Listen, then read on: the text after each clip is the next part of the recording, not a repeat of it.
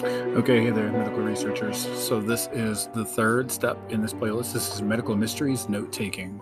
And so in this step, you're going to develop your own strategy for taking notes, and you're going to begin taking notes about your disease or your ailment or your virus or whatever it is that you're researching. So um, just to begin with, there is this video. This is the intro video. This is step number one. You're watching it right now.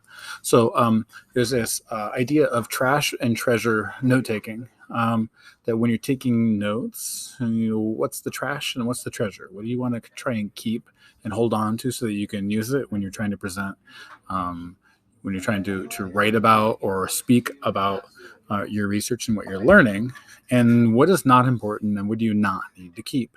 And so this video kind of just goes over like the trash versus treasure. It's a nice idea. I like kind of trying to figure out what it is you're going to keep. And so you're going to start then after that by there's this other one here too, which is taking notes in your own words, which I really like this because it kind of avoids plagiarism, which we'll talk about here in a little bit later on. So then once you've kind of watched those videos, I want you to head over and you're going to get to this note-taking Google Doc.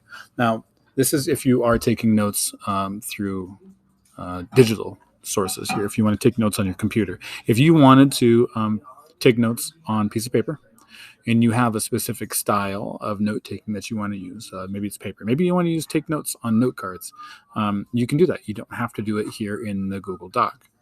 But if you are doing the Google Doc here, what you're going to want to think about is how you can create kind of a chart to organize the information you collect. I want you to think about all this information and data that you're going to collect being like a I don't know, like you're out walking around the world and you're picking up different things, and eventually you're going to kind of take a look at those things and see, there's a category of these things. So like maybe all this information I just got is on the different signs and symptoms of my disease, or all the different information that I just got from this website is about treatment or cures.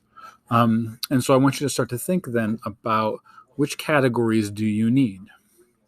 And once you've figured out if there's some categories that you need to create a chart in here. And the way you can create a chart by using Google Docs is you're going to come up and you're going to go to Insert. And you want to insert a table. And you're going to come over here. And these are going to be different sizes. This is the grid size. I could do an 11 by 2 or a 9 by 2 or whatever I want to do.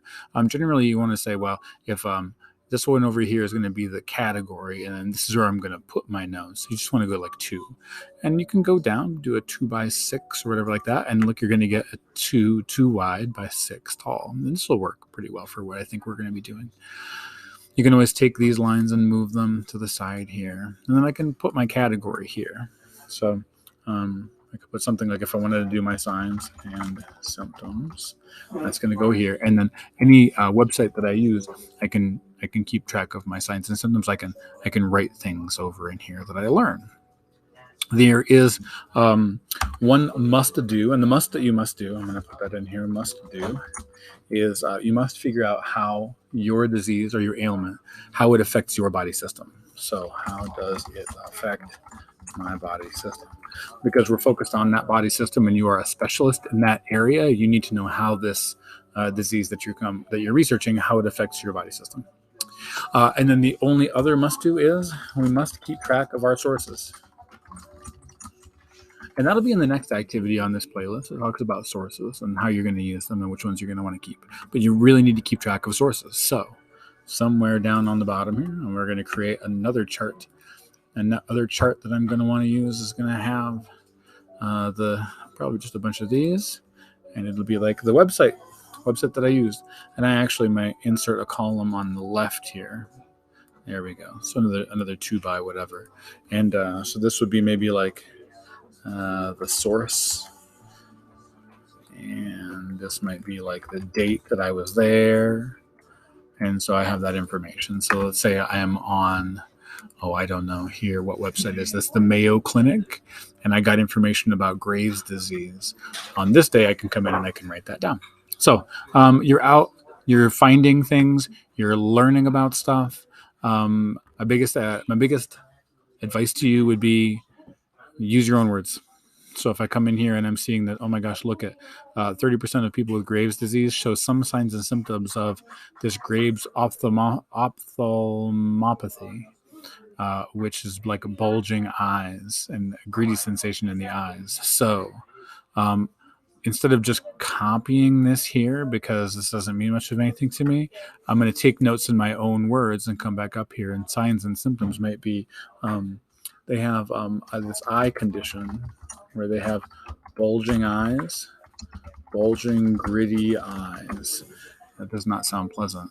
And I might even come back and be like, "I was a couple more things in here. Oh, they're also puffy and light sensitive." So I might come back and write those things in my notes here as well.